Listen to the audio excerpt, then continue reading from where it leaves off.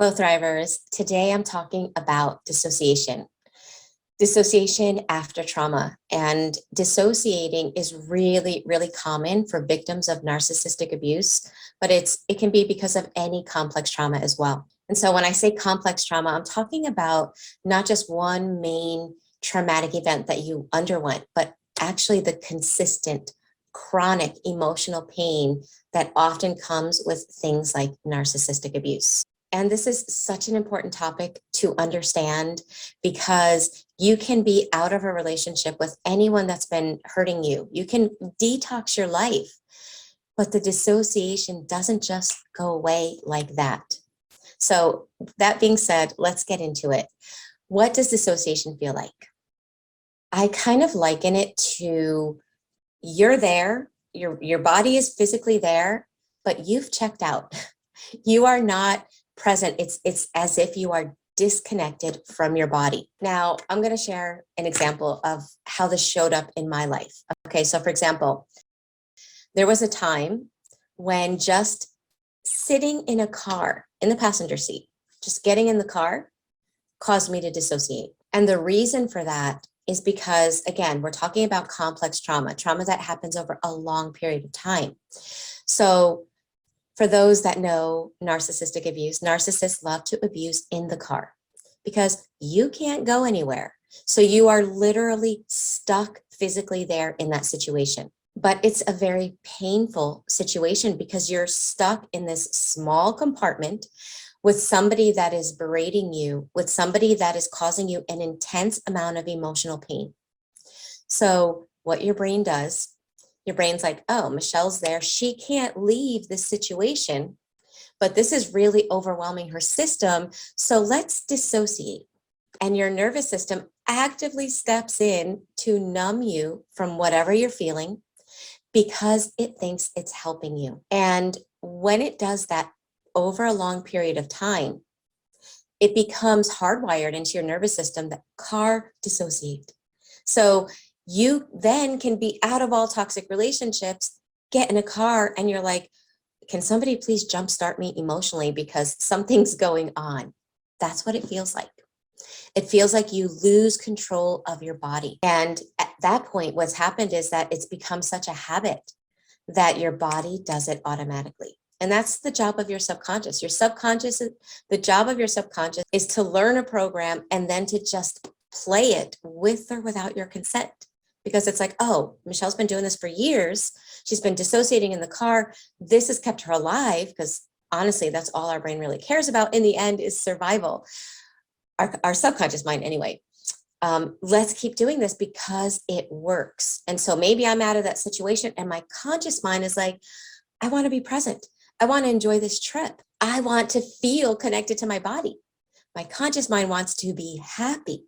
My subconscious mind is stuck in survival. That's just a small example.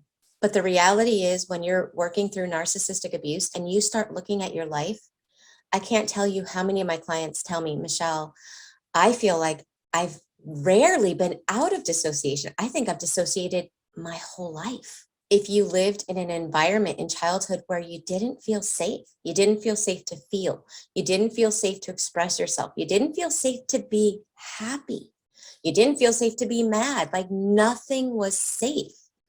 So your brain steps in and it disconnects you from your emotions, thinking that it's helping you. So I just wanted to state that because that's the reason why we dissociate. It's our body's built-in survival mechanism that is choosing this behavior to help you through a situation that's overwhelming for your system. And in childhood, it was a good strategy because in childhood, you could not leave. If you had abusive or neglectful family members, you were stuck there physically. You couldn't do anything about it. So this strategy helps you to work through it, to continue on living without feeling that overwhelming feeling. The problem is when you're out of the relationships. When you finally realize, okay, that's abuse, this is toxic, and you clean up your life and you're still dissociating, that's where it becomes maladaptive. because now it's preventing you from being who you really are, from living the life that you want, and it causes you to act in ways that are so contrary to who you really are. And the thing with dissociation is, yes, your brain is saying, I'm going to separate this pain from you. I'm going to put it here in this part of your brain, the limbic network. It's going to be compartmentalized there so you don't feel it. But what your brain doesn't tell you is that you are accruing interest on that emotion. So it's very much like somebody saying, oh, you can't pay your debt. I'm going to pay it for you. But you don't read the fine print that says it's going to be at 60% interest. Okay. And that's what happens with our emotions that get compartmentalized. We may not see them at the moment, but not only do they stay there, but the interest on them grows. And what I mean by that is that because there's a sense of danger in your nervous system and it's trapped in your limbic network, which means your body 24/7, your nervous system is working around it, but it is always looking for anything that's familiar to that danger. And it can start expanding that danger into other areas of your life. So maybe you dissociated in the car, you started dissociating in the car and you get to work, right? Because somebody was taking you to work. Now you're at work, but you're still dissociated slightly. So now your brain's like, oh, work is dangerous too. And now you begin dissociating at work. Then you're going home, you stop at the store, but you're still in that dissociative state and you're wondering what in the world is going on. You're feeling a little bit panicky. And now your nervous system's like, oh, it happens here too in the store. People are dangerous. Work is dangerous. The car is dangerous. And your world gets smaller and smaller. That's what I mean by the fact that when our brain compartmentalizes an emotion, it stores it, but it charges you interest. It starts taking over other areas of your life. Okay. So that being said, you can overcome dissociation. It is not something that you are forced to live with forever. You weren't born dissociating. It was something you learned, which means you can unlearn it as well. And that's where the cptsd recovery part comes in. Narcissistic abuse is what happened to you. You leave or you clean up your life. CPTSD recovery is what you do to remove the damage that was put in you. Okay. And so part of it is working through dissociation. I'm just going to give you guys a few tips to start with. But if you struggle with this and you feel like you can use weekly assistance, make sure you check out the Thriver School of Transformation. The doors to enrollment close the 31st of this month, and starting January 1st, we are going to deep dive into the relationship trauma that narcissistic abuse puts in you. So for example, your relationship with your nervous system, we're going to cover your relationship with yourself and your relationship with others. So if you want to join us, remember, there's the link. But I do want to give you guys a few tips that can start to help you. Okay, so the first tip that I would recommend is starting to use your senses to help you to be in your body. Okay, so for example, rather than waiting for when you dissociate and when you're out of touch with your body and you're feeling out of control with your body to do something, you don't want to wait until you're in that state to try to do something to help yourself. You can start using your senses to ground you in your body, to train your nervous system to allow you to be present in your body. And that sounds weird, to allow you to be present. Remember, your nervous system thinks it's keeping you safe by not letting you be present in your body. So you have to show your nervous system that it is safe, and you can use your senses. So periodically throughout the day, just using your senses. What's something I see? Okay, I see my coffee. I see my marker. I see my mouse. I see my glasses. What do I hear? Right now, I don't hear anything but the noise in my head. Usually I hear my dogs in the background, but they're relaxed right now.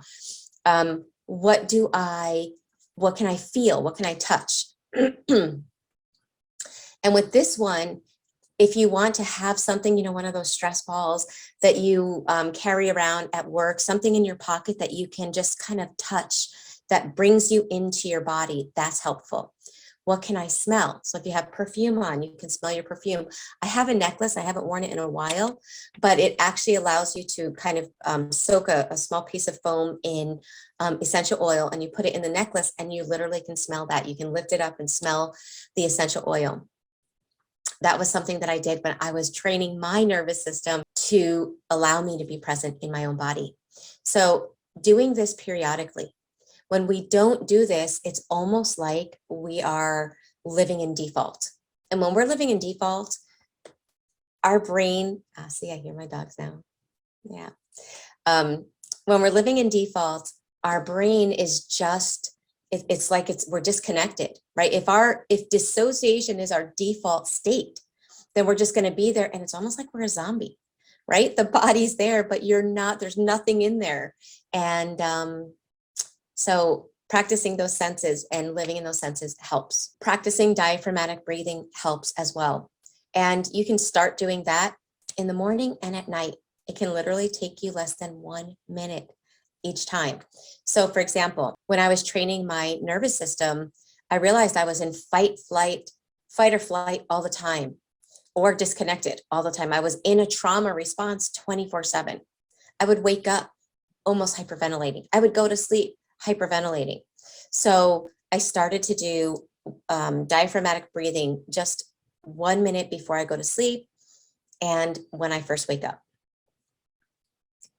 What you're doing is you're using your body to communicate to your brain that you are safe. Because of narcissistic abuse, there is one program in your nervous system, and that's danger. All it is danger, danger, danger, danger. And your nervous system is constantly alert to constant danger. Well, you have to teach it you're safe. Just because you leave the narcissist doesn't mean your nervous system is like, oh, and it high fives you and like you guys are great. No, it still thinks you're in danger. So when you do diaphragmatic breathing in the morning and you do it in the evening, you are telling your body, I'm safe. So after you do the diaphragmatic breathing, pause and say that to yourself. Our subconscious mind doesn't learn through words. It learns through sensations. So you have to be like, look what I'm feeling. Look how safe I am. Look at how good it feels to be safe. And when you do that, now your nervous system will pay attention. And then it's repetition, because our nervous system is part of our subconscious, part of our unconscious. Therefore, it learns through habit, not through one thing that you do.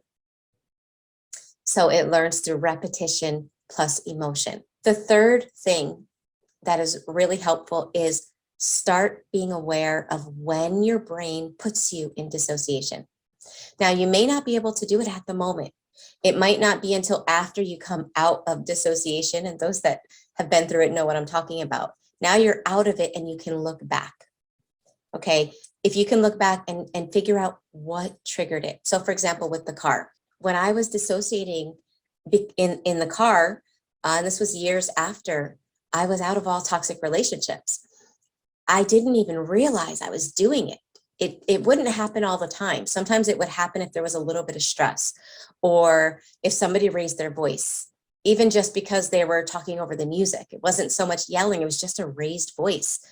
I would dissociate. And I didn't really know I was dissociating. So I was unconscious.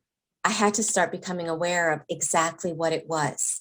Now, the benefit of doing this is you're peeling back the actions and getting to the root of what is triggering, or what is the story that's in your nervous system that's causing you to feel triggered. And once you do that and you see the story, like at that moment, my story was, being in the car is horrible. I'm going to have to endure yelling and insults and, just emotional pain. Once I peeled that back and I saw that's what my nervous system was doing, I was able to be like, well, yeah, that was the case, but it's not anymore. And look at how peaceful life is now. And look at how much you can enjoy life now. But my nervous system couldn't do that until I could consciously help it to see that things had changed. So I hope that makes sense. All right. So this is for anyone that is struggling with dissociation. I've been there. I know how horrible it is. I know how challenging it is. And I know how frustrating it is to feel like you are out of touch with your body. But it's for that same reason that I can confidently tell you that you can overcome it, because I also know what it feels like to retrain your nervous system. And I know what it feels like to get rid of that old program of danger, everything is dangerous, and replace it with I'm safe and I can be who I want to be and I can create the life that I want to create.